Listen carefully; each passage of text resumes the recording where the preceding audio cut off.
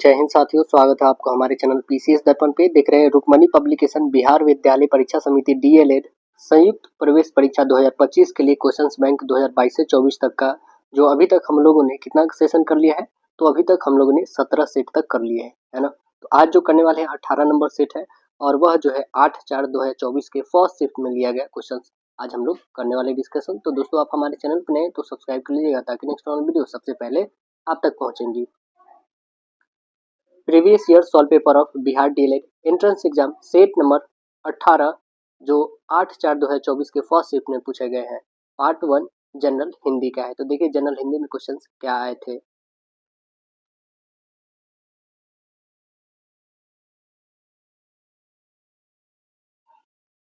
Part 1 general Hindi questions कह रहा है क्या, निश्चल शब्द का संधि विच्छेद बताना है। निश्चल शब्द का संधि विच्छेद क्या होगा बताइएगा। नि जोड़ अश्चल बिल्कुल गलत, निस जोड़ छल बिल्कुल गलत, निसच जोड़ ल नहीं, निह जोड़ छल होगा। ऑप्शंस क्या बताएंगे, राइट आंसर डी बताइएगा। और यह विसर्ग संधि का उदाहरण है। बताइएगा पाप मुक्त में कौन सा समास है। पाप मुक्त में कौन सा समास है, तो आंसर बताइए क्या होगा। पाप मुक्त में तत्पुरुष समास है। आंसर्स ए करेक्ट बताइएगा। देखिए त्रिलोचन में कौन सा समास है। त्रिलोचन में बताएंगे कौन समास है। त्रिलोचन में बहुब्रीहि समास है। कौन है, बहुब्रीहि। आंसर्स ए करेक्ट बताइएगा, बहुब्रीहि समास है। देखिए गद्यांश दिया है, पहले उससे पहले हम लोग क्वेश्चंस पढ़ते हैं क्या है कि गद्यांश से रिलेटेड है या क्या है। कह रहा है कि जब व्यक्ति पर नाश निकट आने लगता है तो क्या होता है, उसके विचार बदल जाते हैं, उसका विवेक मर जाता है, वह उग्र हो जाता है, वह चिंतित हो जाता है। बताइए क्या हो जाता है, तो आंसर बताएंगे उसका विवेक जो है ना मर जाता है ना। तो आंसर इसमें ऑप्शन नंबर सी करेक्ट बताइएगा। देखिए आगे क्वेश्चन कह रहा है क्या कि जिस वाक्य में एक उद्देश्य तथा एक क्रिया होती है उसे क्या कहते हैं। उसे कहते हैं हम लोग साधारण वाक्य। उसे क्या कहते हैं, साधारण वाक्य कहते हैं। तो आंसर ए करेक्ट बनेंगे। कह रहा है कि मोहन 10वीं कक्षा में पढ़ता था। इस वाक्य में मोहन क्या है, व्यक्तिवाचक, भाववाचक, द्रव्यवाचक, जातिवाचक। तो मोहन एक नाम है, नाम मतलब प्रॉपर नाम है। आंसर ए करेक्ट बताएंगे, व्यक्तिवाचक है। निम्नलिखित में से कौन सा युग्म सही नहीं है, हमें ढूंढ के बताना है। बताइएगा इसमें कौन सही नहीं है। अल्प विराम ऐसे होता है, पूर्ण विराम ऐसे होता है, विस्मय आदि बोधक ऐसे, प्रश्नवाचक ये होता है। कौन युग्म सही नहीं है सो बताना है। तो देखिएगा अल्प विराम ऐसे नहीं है तो एफस्ट्रोफिस हो गया। अल्प विराम मतलब होता है कॉमा, है ना, तो ये तो कॉमा थोड़ी है। ऑप्शन नंबर आपका क्या बन गया, राइट आंसर ए बन गया। बाद बाकी पूर्ण विराम सही है, प्रश्नवाचक भी सही है, विस्मय सूचक भी सही है आपका, एक्सक्लेमेशन जिसे बोलते हैं, एक्सक्लेमेटरी। जिन वाक्यों में आश्चर्य, घृणा, प्रेम, हर्ष आदि का भाव हो उसे क्या कहते हैं। उसे हम लोग कहते हैं विस्मय आदि बोधक। क्या कहते हैं, विस्मय आदि बोधक। आंसर सी बताइएगा। एक पंथ को दो काज लोकतियों का अर्थ बताएंगे। एक पंथ दो काज, इसका अर्थ क्या होगा। इसका अर्थ बताएंगे कि एक काम से दूसरे काम हो जाना, एक काम से दूसरे काम हो जाना। आंसर से बताइएगा। इनमें से कौन सा वाक्य अशुद्ध है, अशुद्ध कौन है इसमें बताइएगा। आइए देख लेते हैं इसमें कौन सा अशुद्ध है। देखिए कह रहा है कि राम दिन रात मेहनत करता है, ये तो ठीक है। जैसा बोओगे वैसा उसी तरह काटोगे, ये बिल्कुल यहाँ पे गलत लग रहा है। तो होना क्या चाहिए था यहाँ पे कि जैसा बोओगे वैसा काटोगे होना चाहिए था। जैसा बोओगे वैसा काटोगे, है ना, उसी तरह नहीं, ये बिल्कुल गलत है। तो ऑप्शन हम लोग का सीधे बी दिख गया यहीं पे। देखिए आगे बताइएगा। कह रहा है कि कछुआ धीरे धीरे चलते हुए मंजिल तक पहुंच गया। काले शब्द में कौन सा पद बंद है, ये धीरे धीरे बताना है आपको। तो धीरे धीरे तो संज्ञा है नहीं, पहले काट दीजिए, और सर्वनाम है नहीं, बाद बाकी बच गया दो, ये दो ही में से कोई है बताइएगा। तो ये विशेषण नहीं है, ये क्या है, क्रिया विशेषण है। ऑप्शन सी बताइएगा। राहुल तेज दौड़ता है, बताइएगा क्या है वाच्य इसका। राहुल कैसा दौड़ता है, तो तेज। तो आंसर क्या बताएंगे, ये कर्म नहीं बल्कि ये कृत्यवाच्य है, राहुल खुद कर रहा है। ऑप्शन बी बताइएगा। देखिए आगे कह रहा है निम्नलिखित वाक्य में हमें शुद्ध वाक्य बताना है, कौन है। तो आइए ढूंढते हैं कौन सा सही है। यह एक ऐसी पहेली है जिसे सुलझाया सकना संभव नहीं हो सकता है, बिल्कुल गलत। आजकल वहाँ काफ़ी सर्द गर्मी दृष्टिगोचर हो रही है। 2 दिनों की बहाली के बाद आज सूरज निकला है, बदली के बाद, बिल्कुल ठीक। न्यायाधीशों ने कागजात का परीक्षण किया, तो आंसर हम लोग का क्या मिला? ऑप्शन नंबर यहाँ पे सी करेक्ट निकला है। आगे देखेंगे, व्यंजना के कितने भेद हैं? बताइएगा, व्यंजना के कितने भेद होते हैं? तो आंसर बता देंगे, व्यंजना के 2 भेद होते हैं। कौन कौन? शाब्दिक व्यंजना और दूसरा है आर्थी व्यंजना। तो आंसर हम लोग का सी बताइएगा। और शब्द शक्ति पूछता तो 3 प्रकार के होते हैं। देखिए, को घटी अब्रिज भानुजा वे हल धर के वीर में कौन सी व्यंजना है? इसमें व्यंजना हमें बताना है कौन सी व्यंजना है। तो आंसर बताएंगे इसमें शाब्दिक व्यंजना है। कौन है? शाब्दिक। आंसर से बताएंगे। अलंकार का वह प्रकार जहाँ प्रसिद्ध उपमान को उपमेय बना दिया जाता है क्या कहलाता है? से क्या कहते हैं? अनुप्रास तो कहेंगे नहीं, रूपक नहीं, श्लेष नहीं, वो क्या कहेंगे? प्रतीप कहेंगे अलंकार। आंसर बी बताइएगा, प्रतीप अलंकार। देखो, खेलू जो किवार तुमको ही ऐती बार हरि नाम है हमारी बसी कानन प्रहार पहाड़ में अलंकार को पहचानना है। कौन सा अलंकार है इसमें? तो आंसर बताएंगे ऑप्शन नंबर सी, व्यकृत अलंकार है। ऑप्शन नंबर सी बताएंगे, व्यकृत अलंकार है। रूपक अलंकार को हमें ढूंढना है, इसमें कौन सा रूपक अलंकार है? तो ये ढूंढते हैं कौन सा इसमें रूपक अलंकार है। देखेंगे, विज्ञान यान पर चढ़ी हुई सभ्यता डूबने जाती, ये इसमें कौन सी है? तो रूपक अलंकार है। कह रहा पीपर पात सरिसमन डोला, इसमें कौन सी अलंकार है? तो इसमें अलंकार बताएंगे कि उपमा अलंकार है। कौन है? उपमा अलंकार।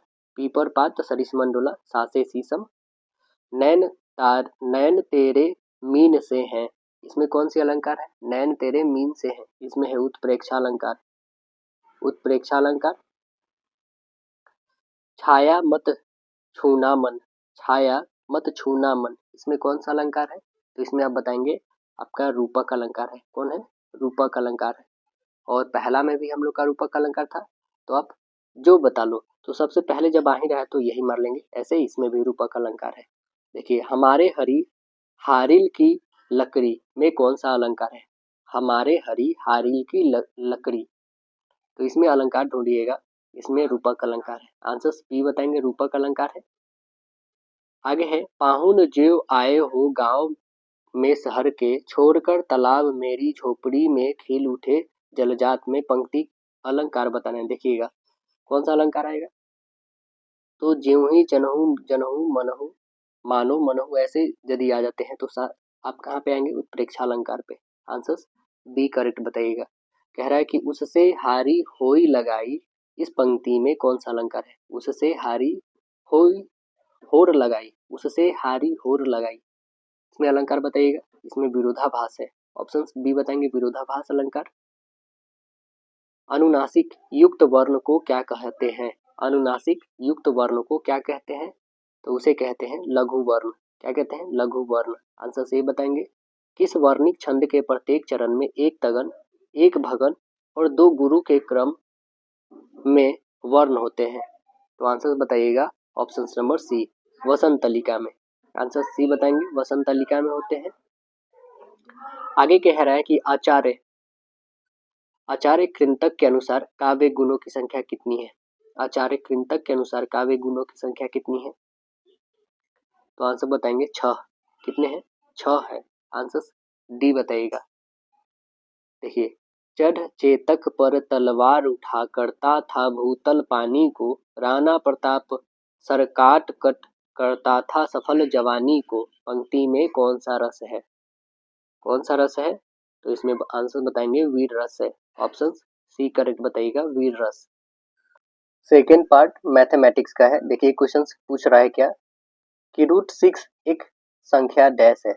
ये परिमेय तो है नहीं, अपरिमेय है दोस्तों संख्या, आपको भी पता चल रहा होगा, क्योंकि इसका परिमेयकरण, इसका √6 का यदि आप निकालिएगा तो ये डेसिमल में आएगा। जो हमारा एक अपरिमेय संख्या बताता है, वही यदि 4 रहता तो आप बता पाते कि हाँ इसका 4 का 2 आता है ना।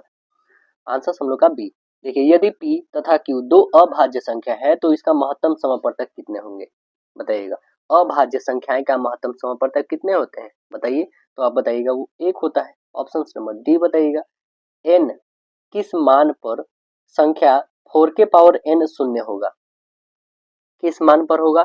तो n ऐसी कोई भी संख्या नहीं है जहां पे n 4 के पावर n शून्य होगा। तो आंसर हम लोग का क्या होगा, right answer option number C बताइएगा, है ना। ऐसा कोई संख्या नहीं है जो n नहीं होगा। देखिएगा आगे, क्योंकि कोई भी आप संख्या यदि लिखते हैं, कोई सपोज करें x, तो इसके पावर भी 1 रहता ही रहता है ना। आगे कह रहा है क्या, निम्नलिखित में से कौन सी बहुपद नहीं है बताइएगा, कौन बहुपद नहीं है। तो आइए हम लोग देखते हैं कि इसमें कौन बहुपद नहीं है। आप देख रहे हैं ये एक्स स्क्वायर है, एक यही होता है ना, X square plus B X और प्लस सी, यही तो बहुपद होता है ना। देखिए इसमें भी एक्स स्क्वायर है, एक्स है, तो ये भी बहुपद है, ये भी बहुपद है। इसमें एक्स स्क्वायर है क्या, तो आप बताएंगे बिल्कुल नहीं, यानी ऑप्शन नंबर हम लोग का सी करेक्ट हो गया। यदि हम लोग एलसीएम भी लेते हैं तो एक्स और 1 में तो ये एक्स स्क्वायर तो आएगा यहाँ पे, ठीक है। फिर यहाँ पे क्या हो जाएगा, ये आप देख रहे हैं, इससे हम लोग यदि लिखे कि एक्स और प्लस लिखे एक्स की पावर में, ये माइनस में 1 हो जाएगा। आप देख रहे हैं ना, ऐसा कोई फ्रैक्शन आ जा रहा है, तो इस कारण ऑप्शन नंबर सी। अब बताइएगा, बहुपद दिया हुआ है P x equal x square minus x plus 4 के शून्य अल्फा और बीटा हो, तो अल्फा प्लस बीटा का वैल्यू बता देना है कि क्या होगा। देखिए जब शून्य यहाँ पे दिए हुए हैं ना, तो अल्फा प्लस बीटा कितने हो जाएंगे पहले निकाल लेते हैं हम लोग। अल्फा प्लस बीटा होता है, alpha plus beta minus B by A होता है। माइनस बी कितनी दी हुई है, तो माइनस बी आप देखेंगे एक्स के आगे कुछ नहीं, मतलब एक है, और यहाँ पे भी सेम वही, तो यहाँ पे भी एक है, मतलब आप डिवाइड करोगे तो ये माइनस में था, माइनस में ये भी, तो माइनस और माइनस प्लस हो जाएंगे, यानी कि सीधे आप बताएंगे एक आ जाएगा, है ना। तो हमें शून्यकों का योग कितना आ गया, एक। देखिए ऑप्शन नंबर है क्या एक, तो यस ऑप्शन नंबर आप सी बताइएगा। देखिए आगे क्वेश्चन हम लोग से पूछा गया है कि यदि समीकरण निकाय a1x plus b1y plus c1 equal 0 है तथा a2x plus b2y plus c2 equal 0 के आलेख परस्पर समानांतर हो, तो समीकरण निकाय के हल कैसे होंगे, कैसा हो जाएंगे। तो देखिए ये इक्वेशन जो है ना, a1 अपॉन a2 ये इक्वल होगा b1 upon b2 but doesn't equal c1 upon c2। तो यहाँ पे क्या हो जाएगा, यहाँ पे बताइएगा कि इसमें कोई हल नहीं होगा। आंसर ऑप्शन नंबर ए बताइएगा। कह रहा है रैखिक समीकरण x माइनस 4 इक्वल 0 को ग्राफ पेपर पर कैसे प्रदर्शित कर सकेंगे, कैसे प्रदर्शित करिएगा। तो आप बताएंगे यहाँ पे क्या कि x इक्वल हो जाएगा आपका 4, x की वैल्यू कितना आ जाएगी 4, तब हम इसे दिखाएंगे एक बिंदु, है ना। आंसर क्या बताएंगे, राइट आंसर बी बताइए, क्योंकि x का वैल्यू तो हमें 4 दिया है लेकिन y की वैल्यू 0, तक यहीं पर दिखा देंगे। आगे देखिएगा, कह रहा है कि x अपॉन 2 के power x square minus x equal 48 है, तो मूल a और b हो, तो आपको बताना है एक अपॉन अल्फा प्लस एक अपॉन बीटा का वैल्यू कितना हो जाएगा। तो चलिए हम लोग बताते हैं कितना होगा। पहले जो भी है हमारे पास हम लिखेंगे, क्या है एक्स अपॉन 2 का होल स्क्वायर, है ना, माइनस में हो जाएगा एक्स और माइनस लिखेंगे 48 इक्वल कितने हो जाएंगे 0। अब देखिए अल्फा की वैल्यू दी हुई है कितना है 1/4 और बीटा की वैल्यू दी हुई है -1 और सी का वैल्यू दिया हो -48, है ना, इतना दिया हुआ है। अब देखिएगा हमें alpha plus beta value find करनी है, तो अल्फा प्लस बीटा इक्वल क्या होगा -b/a होगा। -b/a कहने का तात्पर्य है कि माइनस में -1 अपॉन हो जाएगा, यहाँ पे a का वैल्यू है 1/4, तो यहाँ पे रखेंगे 1/4, तो ये कितने हो जाएंगे आप बताएंगे 1, और ये 4 ऊपर चला जाएगा तो ये 4 से गुना, मतलब गुना करिएगा तो 4 आ जाएगा, यानी अल्फा प्लस बीटा हमारा कितना आ गया है 4 आ गया है। यहाँ पे अल्फा प्लस बीटा याद रखेंगे, अल्फा प्लस बीटा हम लोग का 4 आ गया है। अब निकालेंगे अल्फा इंटू बीटा, ये क्यों निकाल रहे हैं अभी पता चलेगा जब इसे हम लोग सॉल्व करेंगे। तो अल्फा इंटू बीटा c/a होता है, तो c का वैल्यू कितना है तो माइनस में 48 है, -48 अपॉन हो जाएगा 1/4, तो ये ऊपर चला जाएगा, तो ऊपर चला जाएगा गुणा हो जाएगा, तो माइनस में 48 और गुणे हो जाएगा 4, कितने हो जाएंगे 192 हो जाएगा, वो भी नहीं तो माइनस में 192 अल्फा इंटू बीटा का वैल्यू आ चुका है हम लोग का। अब देखिए अब क्वेश्चन जो दिया गया है हम लोग के पास वो रखेंगे, अल्फा प्लस बीटा कितना है हम लोग के पास, तो ये आया है 4, अल्फा इंटू बीटा कितना आ गया है तो माइनस में 192 आ गया है ना। अब हमें जो फाइंड करना है 1/, अल्फा प्लस है 1/, बीटा। अब देखिए कितना आसानी से आप बना पाइएगा, ये हो जाएगा अल्फा इंटू बीटा एलसीएम लेंगे तो अब यहाँ पे कैलकुलेट करिए तो अल्फा अल्फा कैंसिल, मतलब बीटा और प्लस अल्फा बचेगा, यानी कह सकते हैं ना अल्फा प्लस बीटा, तो अल्फा प्लस बीटा का वैल्यू कितना है 4 है, तो रखिए 4, और अल्फा इंटू बीटा की वैल्यू कितना है माइनस में 192 है। क्या ये कटने वाला है, तो काटिए, बिल्कुल कटेगा। कितने टाइम्स में, तो आप बताएंगे 48 टाइम्स में, यानी कितने आ गए 1/48, वो भी कैसा, तो माइनस में आ गया है।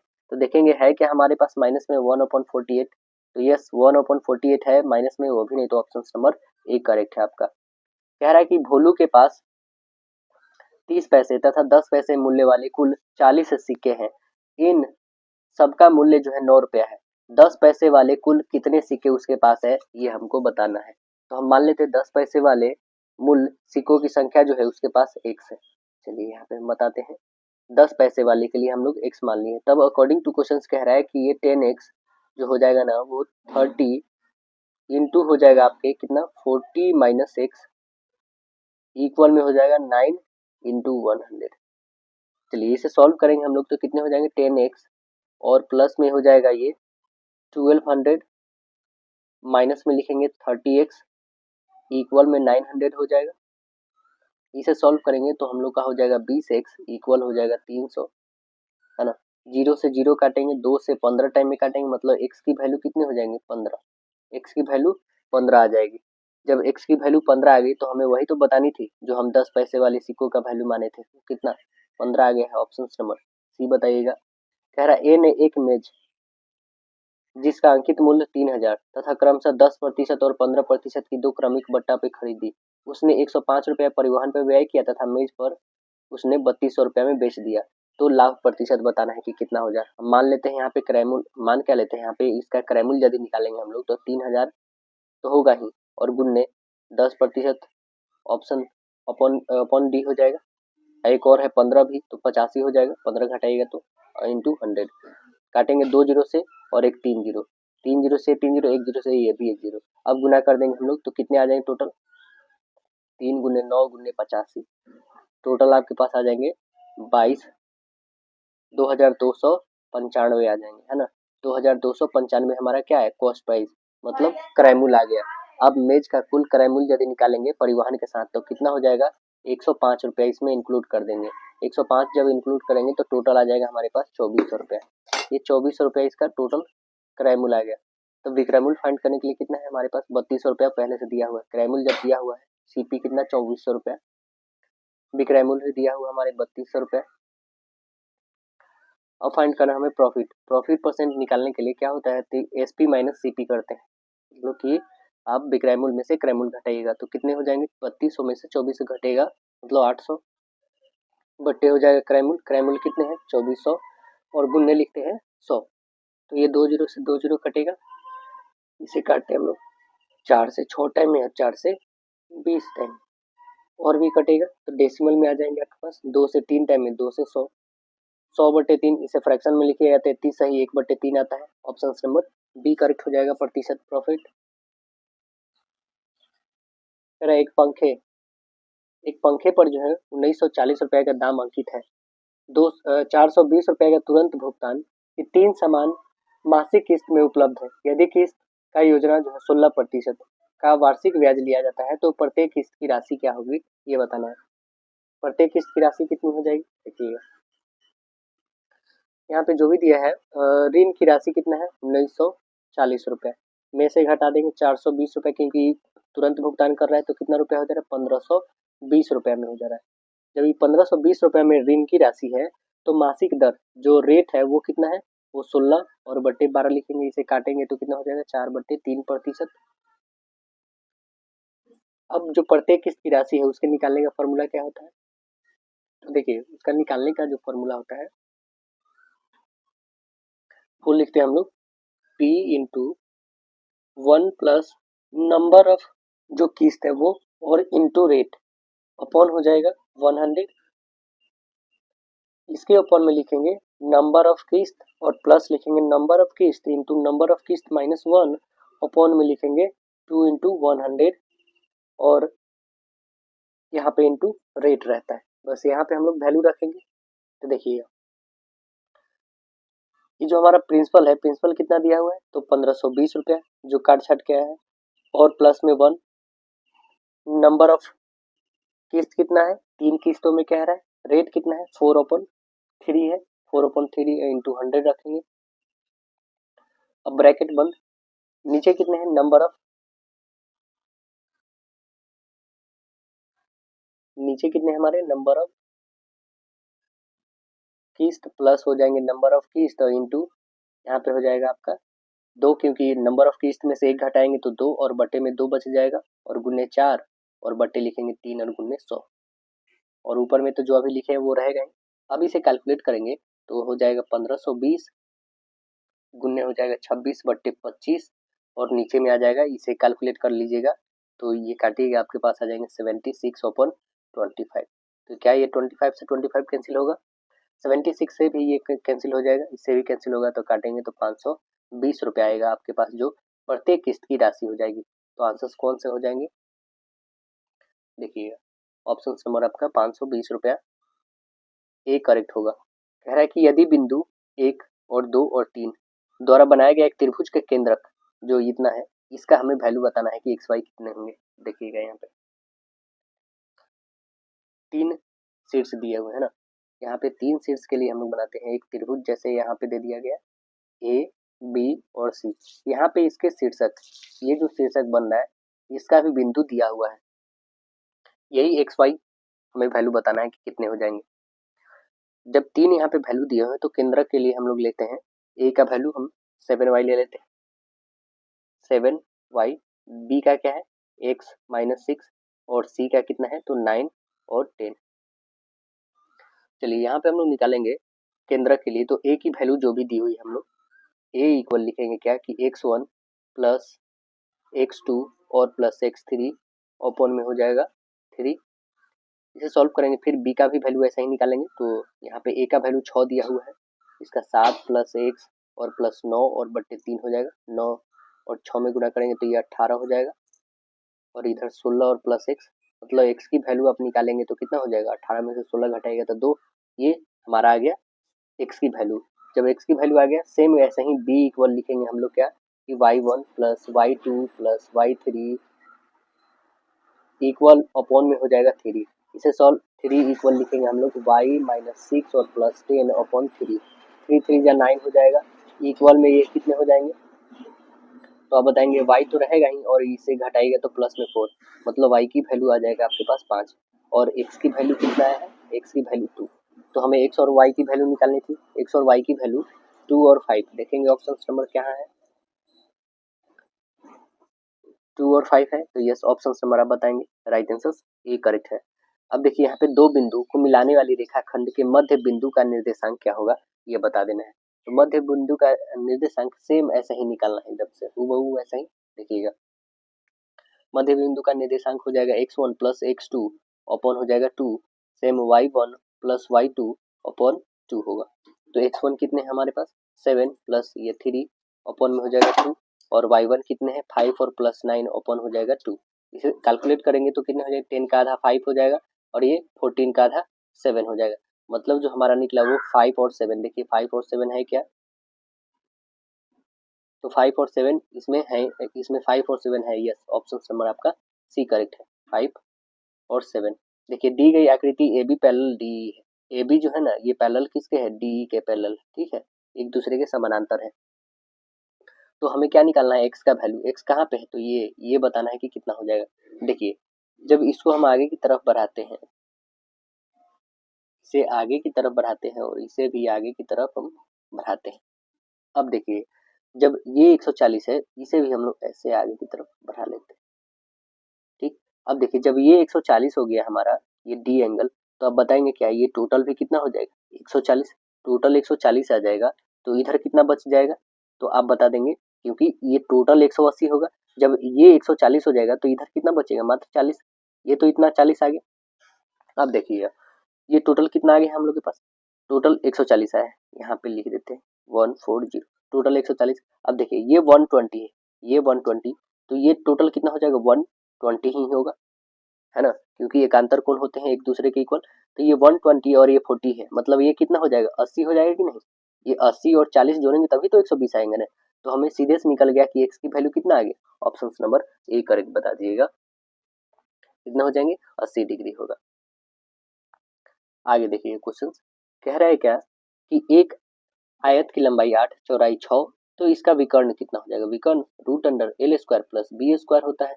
एल कितना है आपके पास? 8 का 64 हो जाएगा, 6 का 36 हो जाएगा, 64 36 100 होता है, 100 का 10 हो जाता है। ऑप्शन नंबर सी बता दीजिएगा। देखिए दिए गए त्रिभुज ए बी सी में एक्स का वैल्यू हमें बताना है कि क्या होगा। आइए दिखाते हैं हम लोग। एक्स की वैल्यू यहाँ पे है एक्स, यही बताना है कितना होगा। देखिए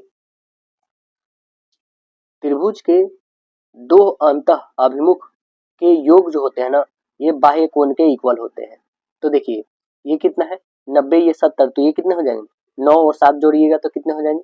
16। मतलब ये 160 ये वाला हो गया। अब देखिए क्या ये एक स्ट्रेट लाइन हम मान लेते हैं? जब ये एक स्ट्रेट मान लीजिएगा, जब ये 160 हो जाएगा तो ये कितना हो जाएगा? क्योंकि ये टोटल स्ट्रेट लाइन पे 180 का बनता है, जब ये 160 ही हो गया तो ये 20 डिग्री में रहेगा। यानी ऑप्शन नंबर कौन सा बताइएगा? Right answer option number B correct बताइएगा। 20 हो जाएगा। कौन सा होगा? बी करेक्ट, 20 डिग्री होगा। कह रहा है कि त्रिज्या आर के साथ एक सर्कल का क्षेत्रफल क्या होगा? आर के साथ, तो ऐसे क्षेत्रफल क्या होता है वृत्त का? पाई आर स्क्वायर होता है। जब आर रहे तो क्या इससे कोई परेशानी है? पाई आर स्क्वायर ही रहेगा। आंसर ए बताइएगा। कह रहा है यदि दो क्षेत्रों के पृष्ठीय क्षेत्रफल 16 और 9 के अनुपात में है तो इसके आयतन का अनुपात क्या होगा? दो क्षेत्रों के पृष्ठीय क्षेत्रफल दिया हुआ है ना, देखिए यहाँ पे जब दो क्षेत्रों के क्षेत्रफल दिए हुए हैं तो सीधे से हम लोग इसका स्क्वायर रूट चढ़ा लेते हैं। कितने हो जाएंगे? ये 4 और ये 3 हो जाएगा। 4 और 3 हो जाएगा ना।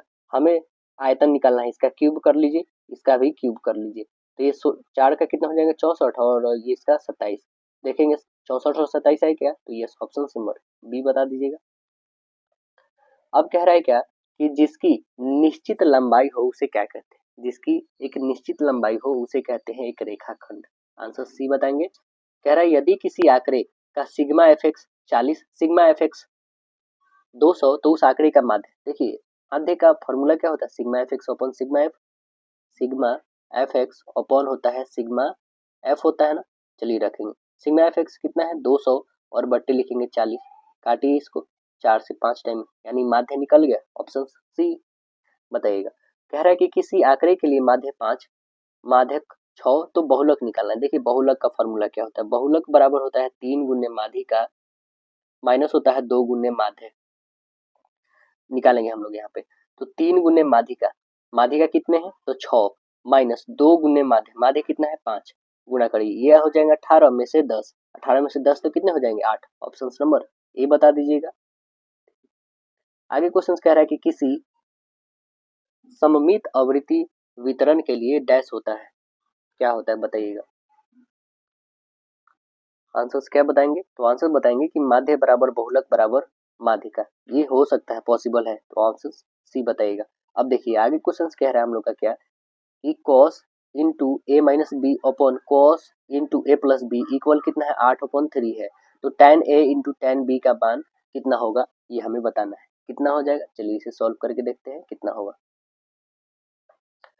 जब यहाँ पे लिखा हुआ है tan a into A minus B लिखा है तो जस्ट हम लोग मल्टीप्लाई कर सकते हैं। तो cos a और इंटू हो जाएगा cos b और प्लस लिखेंगे हम लोग sin a into sin b। Upon में लिखेंगे क्या? अपॉन में लिखेंगे cos a इंटू हो जाएगा cos b माइनस में लिखेंगे sin a इंटू हो जाएगा sin b, है ना। इक्वल में कितने हैं हमारे पास? 8/3 दिया हुआ, 8/3 दिया हुआ है। जस्ट इसे हम लोग क्रॉस मल्टीपल कर लेंगे तो कितने हो जाएंगे हमारे पास? 3 cos a इंटू हो जाएगा cos b प्लस हो जाएगा 3 sin a इंटू हो जाएगा sin b। इक्वल में हम लोग लिखेंगे क्या? तो 8 से मल्टीपल होगा तो ये लिखेंगे इक्वल में 8 cos a into cos b plus हो जाएगा 8 sin a into sin b। इतना तो लिखेंगे हम लोग। अब देखिए इधर से क्या आगे बच गए? इधर 3 cos और इधर में 8 cos, तो ये दोनों इंक्लूड हो गए तो कितने हो जाएंगे? ये 8 है और यहाँ 3 है, तो ये हो जाएंगे हम लोग के पास 11 sin a into sin b equal लिखेंगे 5 cos a into cos b हो जाएगा ना। तो यहाँ पे हम लोग लिखेंगे कि साइन अपन कॉस, साइन इंटू साइन, और इधर आ जाएगा हमारा कॉस अपन कॉस, मतलब 5/11 लिख सकते हैं हम लोग सीधे। तो इसका वैल्यू जो बताइएगा वो कितना हो जाएगा? 5/11 11, 5/11 देखिए है क्या, 5/11, यस ऑप्शन नंबर ए है। कैसे, ये tan a into tan b का बोल रहा है, तो आप खुद देखिए कि साइन a, ठीक है, साइन ए है और साइन बी है, यहाँ पे हम सीधे लिखते हैं साइन है ना, और अपॉन कॉस है, तो आप खुद बताइए साइन अपॉन कॉस का क्या लिखते हैं हम लोग, tan a तो लिखते हैं ना, तो ये tan a आ जाएगा, फिर sine b upon sine cos b है, तो इसके लिए tan b आ जाएगा नहीं मल्टीपल में, तो इसलिए ऑप्शन नंबर इसका ए बता दीजिएगा।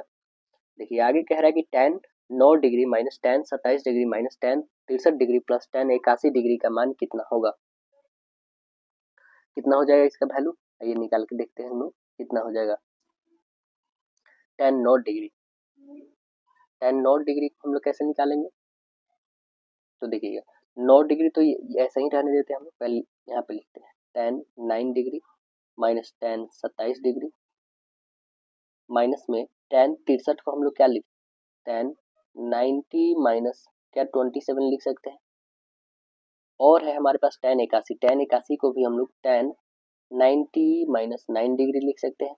अब देखिए यहाँ पे लिखेंगे क्या tan 9 डिग्री, यहाँ पे माइनस में है, माइनस में tan 27 डिग्री, और यहाँ पे है हमारे पास माइनस में cot 27 आ जाएगा क्योंकि घटा है, और ये प्लस में cot 9 डिग्री, इतना तो होगा।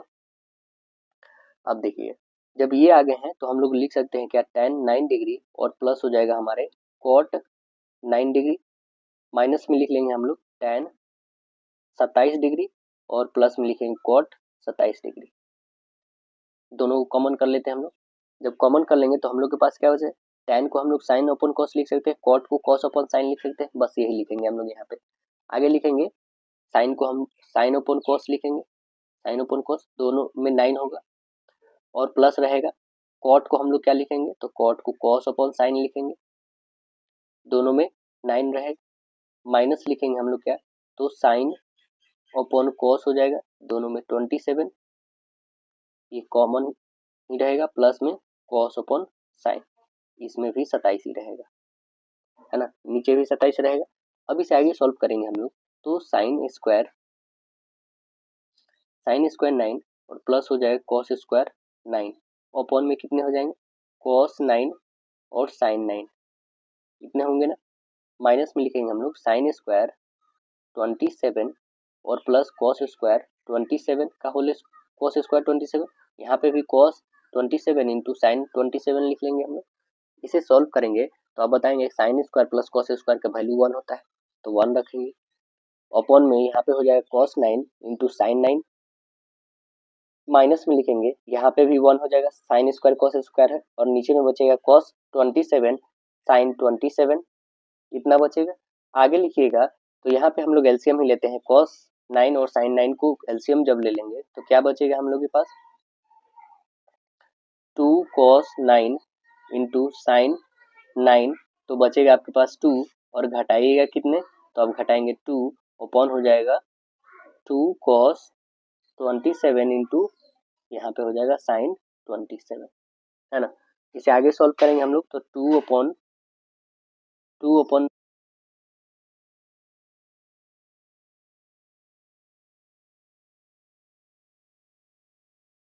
करिएगा तो 2 अपॉन साइन 18 माइनस 2 अपॉन 54 आएगा ना, बिकॉज कि 2 साइन इंटू कॉस इक्वल में हो जाएगा क्या आपके पास, तो साइन 2 थीटा हो जाएगा ना, तो इस कारण जो हम लोग लिखेंगे 2 अपॉन साइन 18 और माइनस में 2 अपॉन साइन 54 लिखेंगे, और यहाँ पे है होगा हमारे पास क्या कि 2 अपॉन √5 और plus minus 1 upon by 4, minus लिखेंगे 2 अपॉन √5 और प्लस 1 अपॉन 4 लिखेंगे, इक्वल में इसे आगे सॉल्व करेंगे। अब इसे सॉल्व करेंगे तो ये 2 जाके इसे मल्टीपल हो जाएगा, सेम यहाँ पे भी इसे मल्टीपल होगा, तो इसे मल्टीपल करेंगे कितना हो जाएगा, 4 2 जा 8 हो जाएगा, 8 ओपन लिखेंगे √5 और माइनस में 1, और माइनस हो जाएगा 8 ओपन √5 और प्लस में 1 हो जाएगा। इसे सॉल्व करेंगे तो 8 कॉमन हो जाएगा हमारे पास, और √5 और प्लस 1 हो जाएगा, माइनस में लिखेंगे √5 हो जाएगा, और माइनस में 1 अपॉन कितने हो जाएंगे हम लोग, तो लिखेंगे कि √5 और माइनस 1 और इंटू लिखेंगे √5 और प्लस में 1, यही ना लिखेंगे। तो इसे सॉल्व करिएगा तो कितने हो जाएंगे आपके पास, ऊपर में 16 हो जाएंगे और नीचे में कितने हो जाएंगे 4, बिकॉज ये आप देख रहे हैं कि a minus B into A plus B, तो 5 यहाँ से निकल जाएगा क्योंकि a का होल स्क्वायर और माइनस b का होल स्क्वायर के बराबर होता है, a plus B into A minus B. तो यहाँ 5 का करिएगा और ये 5 में से घटेगा तो 4 आएगा। सेम यहाँ पे भी वही कंडीशन है, तो इस कारण हमारा इसे काटेंगे तो कितना आ जाएगा 4, यानी हमारा जो आंसर आया वो कितना आ गया देखिएगा। तो ऑप्शन नंबर आप बताएंगे, राइट आंसर सी करेक्ट हो जाएगा आपका। कितना आ जाएगा 4। देखिए यदि cot A minus B equal 1 है एवं cos A plus B equal कितना है 1/2 है, तो b का वैल्यू बता देना है कि कितना होगा। तो चलिए यहाँ पे हम लोग b का वैल्यू बता के देखते हैं कि कितना होगा। b का कैसे निकालेंगे, तो यहाँ पे लिखेंगे हम लोग के पास जो है cot a minus B equal में क्या है तो 1 है। अब देखिए इसे हम लोग लिखेंगे क्या कि कॉट a माइनस बी क्या हो जाएगा, यहाँ पे आप लिखोगे कॉट 45 डिग्री हो जाएंगे। अब देखिए यहाँ से हम लोग लिखेंगे क्या कि a माइनस बी क्योंकि कॉट और कॉट, क्योंकि 1 का वैल्यू कॉट 45 के बराबर होता है, तो 1 माइनस बी इक्वल हम लोग लिखेंगे 45। कॉट कॉट कैंसिल हो जाएगा, तो इसे हम लोग फर्स्ट इक्वेशन ले सकते हैं क्या, बिल्कुल। अब सेकेंड में दे रखा है हम लोग के पास ये भी लिख लेंगे हम लोग, क्या है cos a plus B equal में लिखा है 1/2। तो ये कॉस किसके बराबर होता है, तो कॉस 60 के बराबर होता है। सेम यहाँ पे भी लिखेंगे cos a plus B equal में हो जाएगा यहाँ पे हम लोग का कॉस 60 डिग्री। तो आप ये कॉस से कॉस कैंसिल करेंगे तो a प्लस बी इक्वल कितना लिखिएगा 60 डिग्री लिखिएगा। इसे क्या हम लोग सेकेंड इक्वेशन रख सकते हैं, a minus B 45, a plus B 60 आ गया। फर्स्ट एंड सेकेंड इक्वेशन से हम लोग सॉल्व करेंगे तो कितने हो जाएंगे हम लोग पास, पहला था a minus B equal 45, second है a प्लस बी इक्वल कितने हैं 60। अब देखिएगा यहाँ से b कैंसिल हो जाएगा, ये 2a हो जाएगा। 2a इक्वल कितना लिखेंगे हम लोग 5 और 5 हो जाएगा, ये 6 4 10 105 हो जाएंगे ना। तो यहाँ पे हम लोग के पास बिकॉज ये हम लोग करेंगे माइनस है ना, तो हम लोग को घटेगा बल्कि प्लस नहीं होगा। तो यहाँ पे हम लोग के पास a को हम लोग काटते हैं और b को जोड़ लेते हैं, ठीक है। तो देखिए ये माइनस हो जाएगा, ये भी माइनस, तो प्लस माइनस ये कटेगा, माइनस माइनस प्लस हो जाएगा, ये कितना हो जाएगा तो 2b बताइएगा इक्वल में ये घटा लेंगे 60 में से 45, तो आप बताएंगे 15, माइनस में 15, तो माइनस में b और माइनस में b तो ये कैंसिल हो जाएगा, यानी b का वैल्यू बताएंगे 15/2 हो जाएगा। इसे काटिएगा तो कितने हो जाएंगे 7.5, या फिर फ्रैक्शन में भी लिख सकते हैं 7 सही 1/2 लिख सकते हैं। तो हमें b का वैल्यू बताना था a का नहीं, इसी कारण a को हम लोग काटे हैं, है ना दोस्तों। तो b का कितना निकला 7 सही 1/2, ऑप्शन नंबर b करेक्ट बताइएगा। पार्ट 3 साइंस का है। क्वेश्चन है कि किस जीव का प्रयोग जैविक खाद के रूप में किया जाता है, बताइए किसका किया जाता है। तो आंसर बता देंगे अजोला का। किसका किया जाता है, अजोला का किया जाता है। आंसर ए बताएंगे अजोला, जिसे एजोला भी बोला जाता है ना। आगे कह रहा है कि अंगूर में कौन सा अम्ल सबसे प्रचुर मात्रा में पाया जाता है, बताइए कौन सा अम्ल पाया जाता है प्रचुर मात्रा में अंगूर में। तो आंसर बता देंगे, right answer option number B होगा, टार्टिक एसिड। टार्टिक अम्ल पाया जाता है, तो आंसर क्या बनेंगे ऑप्शन नंबर बी करेक्ट हो जाएगा। देखिए और सिरका में पूछा जाए कौन सा एसिड होता है तो एसिटिक एसिड। सेब में कौन होता है मॉलिक एसिड, इमली में टार्टिक एसिड। लैक्टिक एसिड किस में होता है दूध में होता है, और इसी कारण खट्टा होता है दूध जो जिसको दही बोलते हैं हम लोग, है ना। और नींबू में कौन होता है साइट्रिक एसिड, टमाटर में कौन होता है ऑक्जेलिक एसिड, और यूरिया में यूरिक एसिड होता है ना। आगे क्वेश्चन है क्या हम लोग का, जब एथेनॉल सोडियम के साथ क्रिया करता है तो निम्नलिखित में से कौन सी गैस निकलती है, कौन सा गैस निकलता है। तो आंसर बताएंगे, कौन बताइएगा H2 निकलती है।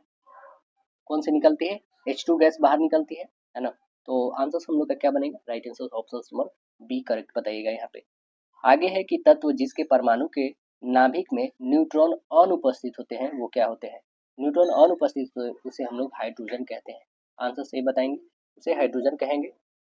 निम्नलिखित में से किसे पादप साम्राज्य के उभयचर के रूप में भी जाना जाता है, किनको जाना जाता है। तो आंसर बता देंगे, उनको ब्रायोफाइटा के नाम से जानते हैं। किनको जानते हैं ब्रायोफाइटा, आंसर सही बता दीजिएगा। आगे क्या है, अस्यूडो अस्ट्रेटिफाइड एपिथेलियम पाया जाता है, किसमें पाया जाता है बताएंगे। तो ये पाया जाता है आपका श्वसन नली और ब्रोकाई में पाया जाता है। ऑप्शंस क्या बताएंगे, राइट आंसर सी करेक्ट बताइएगा। इनमें से कौन सी गैस ग्रीन हाउस गैस नहीं है, तो कौन सा नहीं है बताएंगे। तो आप बताएंगे कार्बन डाइऑक्साइड तो है, मीथेन भी है, नाइट्रस ऑक्साइड भी है, बट ऑक्सीजन आपका नहीं है, यानी आंसर सी करेक्ट बताइएगा। मीथेन का क्या होता है रासायनिक सिंबल CH4 होता है। नाइट्रस ऑक्साइड का बता देंगे क्या होगा, तो N2O होता है। और कार्बन डाइऑक्साइड का क्या होता है CO2 होता है। ऑक्सीजन का O2 होता है। देखिएगा कह रहा है क्या निशल कणिकाएं पाई जाती है? किसमें पाई जाती है? तो आंसर बताएंगे यह न्यूरॉन में पाई जाती है। किसमें? न्यूरॉन में। आंसर बी बताइएगा। आगे क्वेश्चन कह रहा है क्या, स्कूलों में यौन शिक्षा की शुरुआत को प्रोत्साहित किया जाना चाहिए जिससे, आइए देखते हैं पढ़ के क्या है, जिससे बीमारियां नियंत्रित हो, जिससे लड़कों और लड़कियों के बीच बातचीत से बचने के लिए, जिससे सेक्स संबंधी पहलुओं पर सही जानकारी प्रदान करने के लिए। तो ऑप्शंस क्या बताएंगे? Right answer option number C करके बताइएगा। देखिएगा आगे क्वेश्चन कह रहा है क्या, अगर कोई वस्तु विरामावस्था से शुरू कर एकाएक त्वरण से गति करे तब क्या होगा? तब क्या होगा बताएंगे? तो आंसर बताएंगे ऑप्शन नंबर ए करेक्ट बताइएगा। राइट आंसर ए होगा। आपको पता होगा कि क्या कि भी इक्वल क्या होता है, u प्लस एटी होता है ना। तो आंसर हम लोग का ये बताइएगा। देखिए गति के पहले नियम को अन्य किस नाम से भी जाना जाता है, और कौन से नाम से जानते हैं हम लोग? तो आंसर बताएंगे जड़त्व नियम से। आंसर से बताएंगे जड़त्व के नियम। यदि वस्तु का भार विस्थापित पानी के भार से अधिक हो तो वस्तु क्या होगा? तो वस्तु बताइएगा डूबती है। क्या हो जाएगी? वस्तु डूब जाती है। आंसर सी बताइएगा। कह रहा है कि इनमें से कौन सा यंत्र ध्वनि के बहुल परावर्तन सिद्धांत पर कार्य नहीं करता है? कौन नहीं करता है? तो आंसर बताएंगे हाइड्रोफोन नहीं करता है। राइट आंसर सी बताइएगा। भावी पीढ़ियों के लिए प्राकृतिक संसाधनों को संरक्षित करने के लिए इनमें से कौन सा सतत विकास का उदाहरण है? कौन सा है सतत विकास का उदाहरण? जल संसाधन की सफाई? बिल्कुल नहीं। वैकल्पिक ईंधन भंडार टूटना नहीं, ढूंढना। नए उद्योग स्थापित करने के लिए जंगलों को साफ करना? बिल्कुल नहीं। खनन के बाद कचरे के सुरक्षित निपटान की योजना बनाना? तो ऑप्शंस बताएंगे राइट आंसर डी करेक्ट। देखिए सूर्य के प्रकाश से होने वाला वायु प्रदूषण कौन है? धुंध को कम करना, अम्ल वर्षा, ऑक्सीजन करने वाला धुआं या फिर कोहरा? तो आंसर बताइएगा ऑप्शन नंबर सी ऑक्सीकरण करने वाला धुआं। ऑप्शन नंबर सी बताइएगा। बरौनी तेल शोधक कारखाना बिहार के किस जिले में है? बेगूसराय में है। कौन से जिले में? बेगूसराय। आंसर से बताइएगा। देखिएगा कह रहा है क्या ज्वारीय ऊर्जा संयंत्र किसकी ऊर्जा का उपयोग करके बिजली उत्पादन करते हैं? किसका उपयोग करके बताइएगा? तो आंसर बताएंगे ज्वार। आंसर सी बताएंगे। विद्युत धारा का एसआई मात्रक बता दीजिए। क्या होगा विद्युत धारा का एसआई मात्रक? आंसर बताएंगे वॉट होगा। ऑप्शन नंबर बी करेक्ट होगा। और विद्युत धारा का एसआई मात्रक कैसे क्या होता है? विद्युत धारा का एम्पियर होता है, शक्ति का वॉट होता है। देखिए कह रहा है क्या, विद्युत परिपथ में विद्युत फ्यूज जोड़ा जाता है। किसमें जोड़ा जाता है? तो विद्युत फ्यूज जोड़ा जाता है विद्युत तार में। किसमें? विद्युत तार में जोड़ा जाता है। आंसर सी बताइएगा। कह रहा है कि किसी अंतरिक्ष यात्री को आकाश कैसा प्रतीत होता है? कैसा दिखाई देता है आकाश? तो आंसर बता देंगे काला। कैसा? काला। देखिए आगे क्वेश्चंस क्या पूछा गया है। पार्ट 4 है सोशल स्टडीज। क्वेश्चन है कि किस संधि के द्वारा अमेरिका स्वतंत्रता संग्राम को मान्यता मिली? कौन सी संधि के द्वारा? तो आंसर बताएंगे पेरिस की संधि। आंसर से बताएंगे पेरिस की संधि कब? 1776 में। देखिएगा रबर बागान परिषद है। रबर बागान प्रसिद्ध है, क्यों प्रसिद्ध है बताइए? तो यह प्रसिद्ध है मलेशिया में। ब्रिटेन में लेबर पार्टी की स्थापना समाजवादी ने की थी, और किसने? और ट्रेड यूनियनिस्ट ने किया था। आंसर से बताएंगे। कह रहा है द्वितीय विश्व युद्ध के शुरू होने पर किस राजनेता को घर में नजर बंद कर सामना करना पड़ा था? किनको सामना करना पड़ा था? तो आंसर बताएंगे सुभाष चंद्र बोस जी को। आंसर डी करेक्ट बताइएगा। देखिए आगे क्वेश्चन है क्या, बम्बई की चौल किस प्रकार की इमारत थी? बम्बई की चौल किस प्रकार की इमारत थी? तो यह इमारत थी बहुमंजिली इमारत। कैसी थी? बहुमंजिली। आंसर बी बताएंगे। एल नीनो की उत्पत्ति किस देश के तट पर हुई है?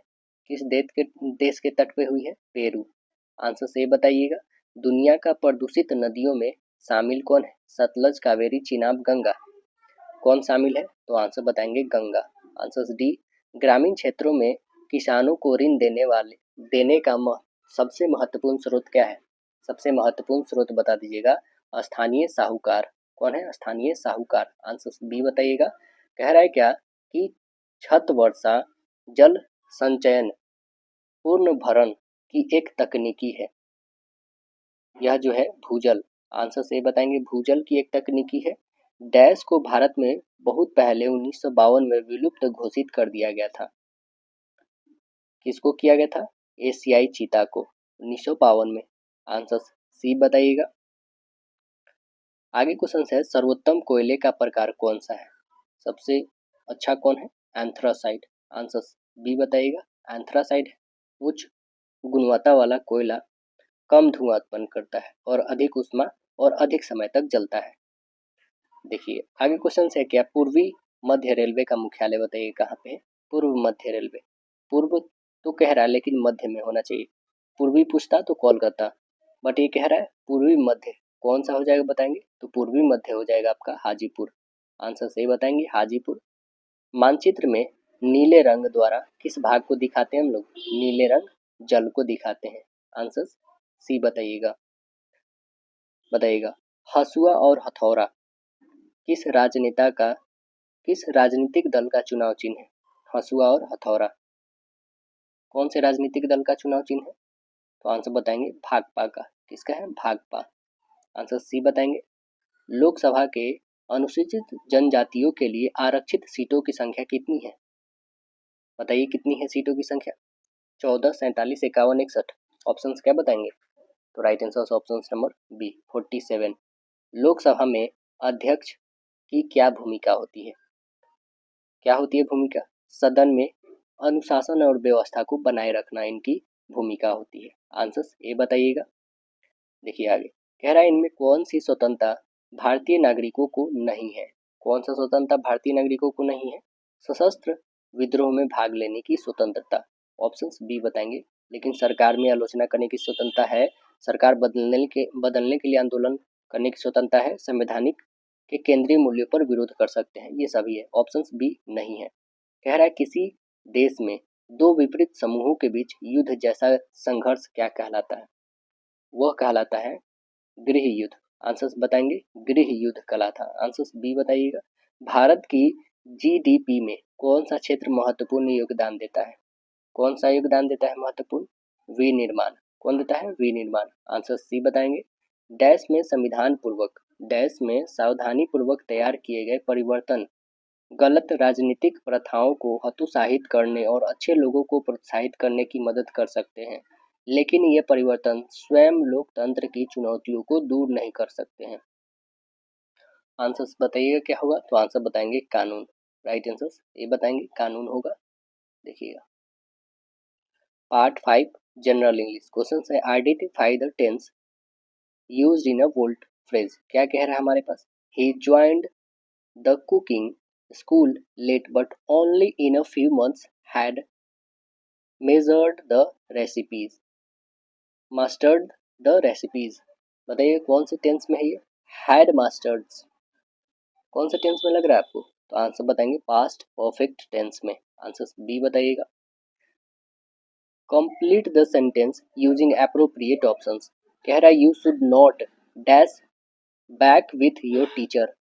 आंसर्स क्या बताएंगे? आंसर बताएंगे टॉक। आंसर से बताएंगे talk. Select the most appropriate option to change the sentence from direct speech to indirect. क्या कह रहा है? Hira said I will come tomorrow. तो बताएंगे क्या नरेशन बनेगा इसका? हीरा टोल्ड दैट कहेंगे यहाँ पे ही would come to the next day. Tomorrow का नेक्स्ट डे हो जाता है। तो आंसर बताएंगे ऑप्शन नंबर डी करेक्ट होंगे। Select the most appropriate option to change the sentence from direct speech to indirect. क्या कह रहा है? His uncle said to him I have got a new bicycle for you today. क्या बनाएंगे इसका? His uncle told him that dash got a new bicycle for him dash. तो answers क्या बताएंगे?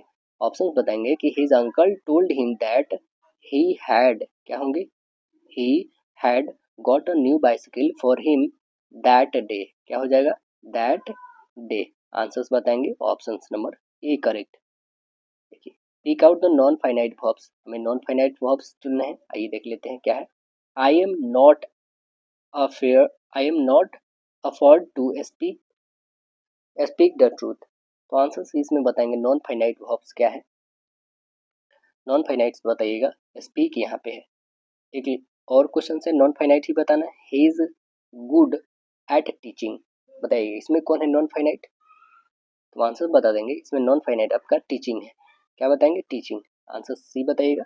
अ sentence has been given in active voice, out of 4 alternative given below select the one which best express the same sentence in a passive voice. Work hard, बताइए क्या बनेगा इसका। तो work hard के लिए आप बनाएंगे you are advise to work hard, है ना। आंसर्स क्या बताएंगे, राइट आंसर सी करेक्ट बताइएगा। Which of the following may be use at the last of a sentence, बताइए कौन सा होता है यूज। तो आंसर बता देंगे, वो है एक्सक्लामेटरी मार्क्स। कौन सा है, एक्सक्लामेटरी। आंसर सी बताइएगा, एक्सक्लामेटरी मार्क्स। आगे क्वेश्चन है क्या, fill up the blank with the correct options.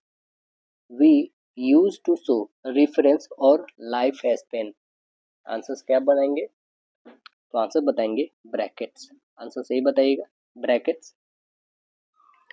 देखिए नेक्स्ट क्वेश्चन कह रहा है fill up the blank with the correct options. क्या कह रहा है, the earth revolves dash the sun.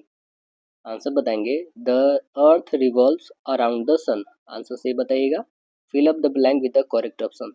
Divide these apples dash the children, answer बताएंगे divide these apples among the children। Answer C बताइएगा। Fill up the blank with the suitable option. John is lazy, he does not do his homework or revision well dash he always gets 0 marks in his tests। तो answer क्या बनाएंगे, answer बनाएंगे 10। Option number A correct होगा। Fill up the blank with the correct option. Mother did not have time to go to the store dash there was no milk in the refrigerator। बताएंगे answers क्या हो जाएगा, consequently. Option यहाँ पे सी fulfil होगा, consequently. Select the alternative which best express the meaning of items या phrases. Run into मतलब क्या होता है, रन इनटू मतलब अचानक मिल जाना। आंसर बताएंगे meet accidentally. Option A correct होगा। फिर हमें बताना है आइटम्स या फ्रेजेस। देखिए क्रॉप विथ, कॉप विथ का मतलब क्या होता है, कोप विथ का कहने का मतलब है सामना करना। आंसर बताएंगे to handle something difficult. Answer D बताइएगा। Select alternative which best express the meaning of items या phrases. Go by, go by कहने का क्या मतलब है, इसका मतलब है के अनुसार चलना। आंसर्स बताएंगे टू फ्लो। आंसर्स बी बताएंगे। Choose the correct phrase from given option and make a conditional sentence. क्या बनाएंगे इसका, if he dash quickly they will not hear him.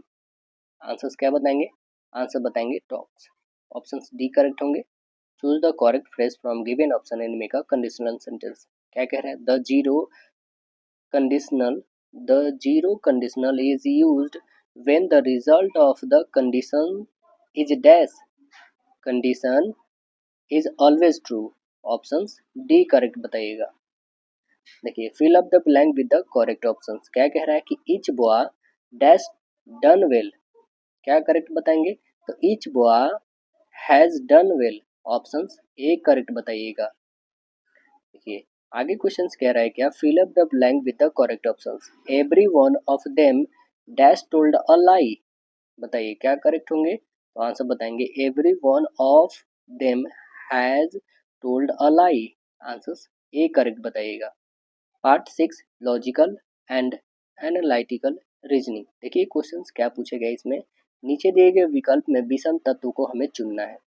बताइए शैम्पू, बालों का तेल, पाउडर, सौंदर्य प्रसाधन, कौन है सबसे अलग। तो आंसर बताएंगे सौंदर्य प्रसाधन सबसे अलग। आंसर डी बताइए। इसमें आगे कह रहा है यहाँ पे डी से जी हुआ, मतलब 4 3 7, 7 3 10, 10 3 13, 13 3 16, 16 यानी पी आना चाहिए हमें। तो पी इसमें नहीं काट दीजिए, पी इसमें नहीं काट दीजिए। अब ऑप्शन या तो बी या तो सी होना चाहिए।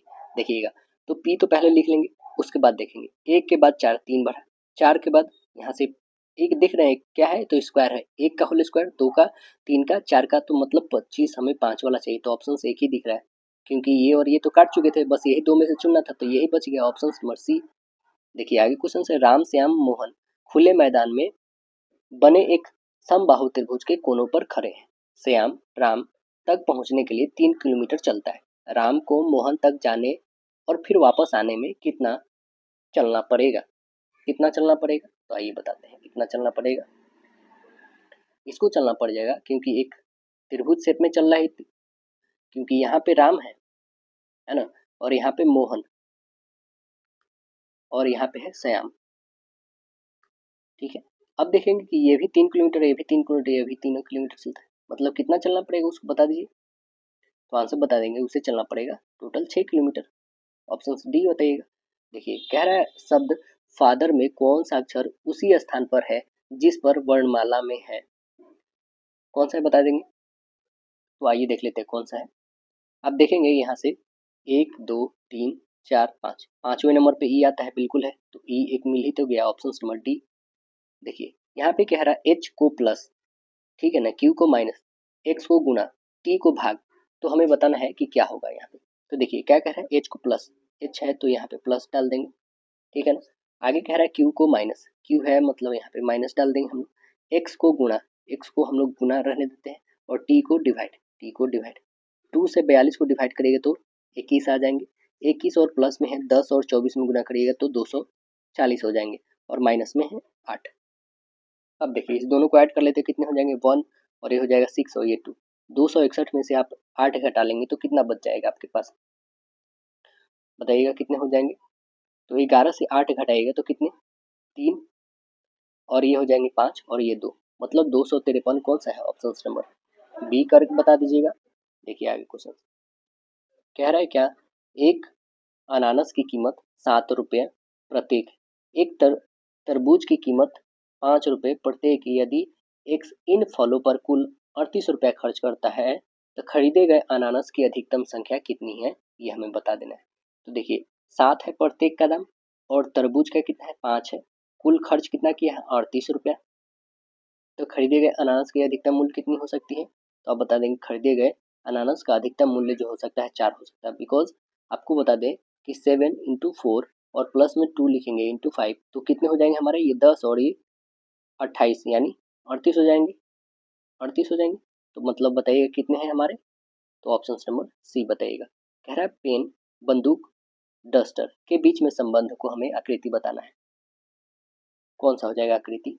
तो आंसर बता देंगे, वो आकृति होगा पेन अलग रहेगा, बंदूक अलग और डस्टर अलग, यानी ऑप्शन नंबर डी करेक्ट बताइएगा। नेक्स्ट क्वेश्चन कह रहा है कि श्रृंखला में हमें बताना है कि आगे क्या आने वाला है। तो 31 से 29 कितना इसमें घटा, तो आप 2 बताइएगा। 29 से 24 इसमें 5 घटा है, 24 से 22 इसमें 2 घटा, फिर यहाँ से -5, तो फिर -2 ही घटेगा, मतलब 17 से, तो यहाँ पे 15 आना चाहिए। देखेंगे ऑप्शन नंबर कौन है, तो राइट आंसर ए करेक्ट बताइएगा। यदि कल से पहले का दिन मंगलवार था तो शनिवार कब होगा, शनिवार कब होगा, कल के बाद होगा, आंसर सी बता देंगे। देखिए क्वेश्चन कह रहा है यदि ए पहला पद आर सामान्य अनुपात है तो जीपी का एनवा पद क्या होगा, जीपी का एनवा पद क्या होगा, तो जीपी का एनवा पद निकालिएगा ना, ए आर के पावर में हो जाएगा आपके पास n-1 हो जाएगा, जहां पर ए क्या है पहला पद है और आर क्या है आपका, आर अनुपात है, सामान्य अनुपात, यानी आंसर क्या बता देंगे, ऑप्शन नंबर सी करेक्ट बता दीजिएगा। तो आशा है दोस्तों वीडियो पसंद आएगा, फिर मिलते हैं नेक्स्ट सेशन में, जब तक के लिए धन्यवाद।